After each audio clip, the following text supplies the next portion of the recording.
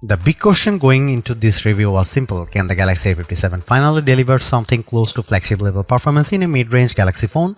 That was the same question people had with the Galaxy A56, which was already Samsung's most polished mid-range phone at the time. So, does the Galaxy A57 answer that questions with a yes, a no, or something in between? And just as important, are the rest of the phone's features strong enough to justify the highest price Samsung has ever asked for one of its main mid-range models? Let's find out. The first thing you notice when you hold the Galaxy A57 is how light it feels.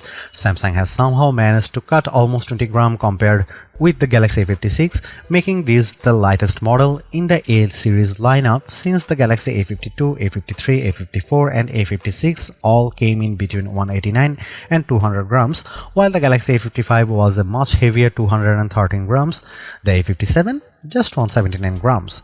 Samsung also made the phone thinner. The A56 was already 0.8mm thinner than the A55, and now the A57 trims off another 0.5mm. Slimming down its phones has clearly been one of Samsung's main design goals over the past couple of years, and to its credit, the company keeps doing it well.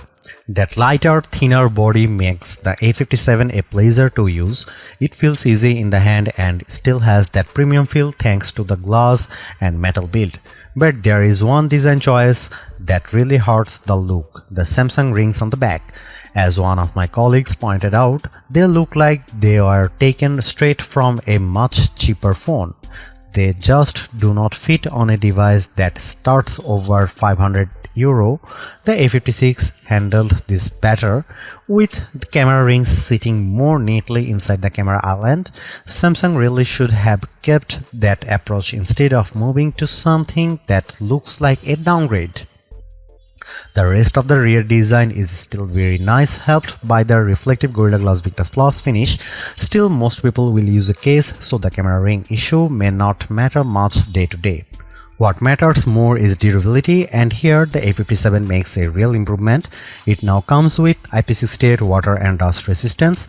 That is better than IP67, meaning the phone can survive up to 1.5 meters of water for 30 minutes instead of just 1 meter. The Galaxy A57 uses the same rear camera setup as the A56. That means a 50MP main camera, a 12MP ultra-wide camera, and a 5MP macro camera. Because the hardware is unchanged, the results are mostly the same too. In daylight, the A57 takes excellent photos with strong dynamic range and accurate colors. It does a very good job of keeping the scene balanced without making the image look fake or overly processed. Low light performance is also solid, especially when night mode kicks in automatically. The phone handles darker scenes well enough for a mid-range model, and the main camera is still the strongest part of the setup. The ultra-wide camera continues to be usable in bright conditions, but image quality drops once the light gets worse. That is still pretty normal in this segment, but it would have been nice to see a little more consistency. The macro camera is still the weakest part of the camera system. It is fun to try once or twice, but for most people it will just sit there unused. At this price, a macro lens feels less useful than a proper zoom camera would, and that is still missing here, which is disappointing. Some rivals in this segment do offer zoom, and Samsung still seems to be holding back to avoid stepping on the Galaxy S FE series. One area where the Galaxy A57 does improve is speed. Samsung already made major progress with the A56 by cutting shutter lag and improving lens switching, and that same fast, responsive feeling continues here. The camera app feels quick, smooth, and far better than older mid-range Galaxy phones. The front camera is unchanged too, with a 12MP sensor, and it keeps doing a great job. Selfies come out sharp with good detail and a strong dynamic range, both outdoors and indoors. Video recording is also mostly the same. You still get 4K at 30 FPS and there is no HDR video recording support.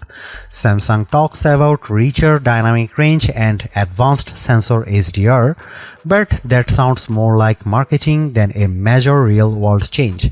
Video quality is fine and usable, but it is not a standout feature.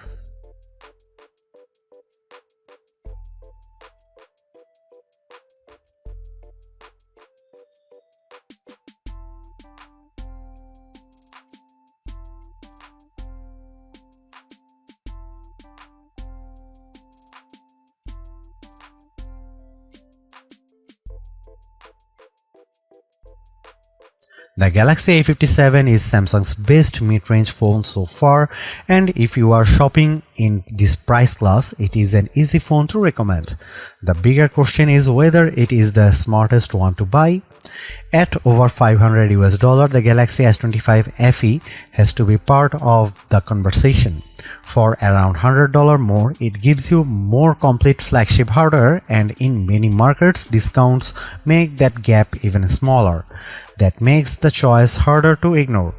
If the S25 FE is within your budget, it is probably the better long-term buy. But if you want to stay in the mid-range space, or you are willing to wait for the Galaxy A57 to drop in price, this is the strongest answer Samsung has ever made for this category.